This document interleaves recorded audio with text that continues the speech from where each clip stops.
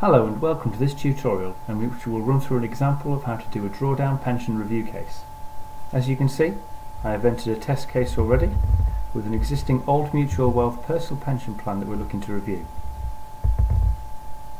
Note that the already in drawdown box is ticked to indicate that the existing pension has already been crystallised. This needs to be ticked if the plan is either partially or fully crystallised.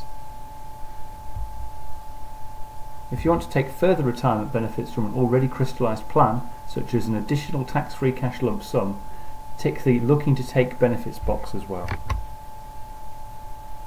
If you have multiple pension plans to review, then you need to do this for all of the plans.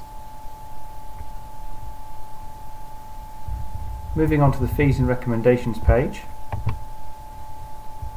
as I choose the advice to give, you'll see that I have several options for existing drawdown pensions. If I choose Transfer, then I'm invited to add details for the new pension to which the drawdown is to be transferred, just like an accumulation pension transfer case. However, in this example, I'm going to choose to retain the existing drawdown plan and adjust the income being taken. To do this, I double click here and select that I'm going to cease the existing regulars.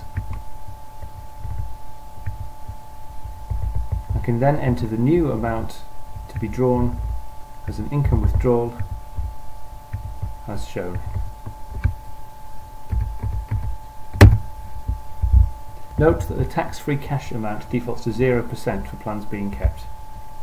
For plans being transferred, this defaults to 25%. You can double click this and ensure that the amount of tax-free cash to be taken is as you desire. This can be either expressed as a percentage or a monetary amount.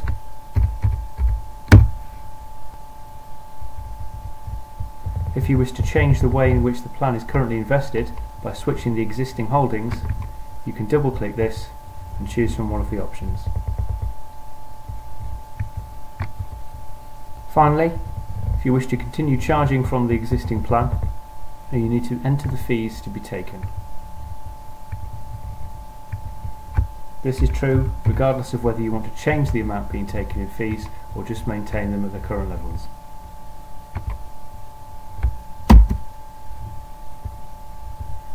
Everything else, including the investment profile and the additional information, remains the same as it would for a usual pension transfer case.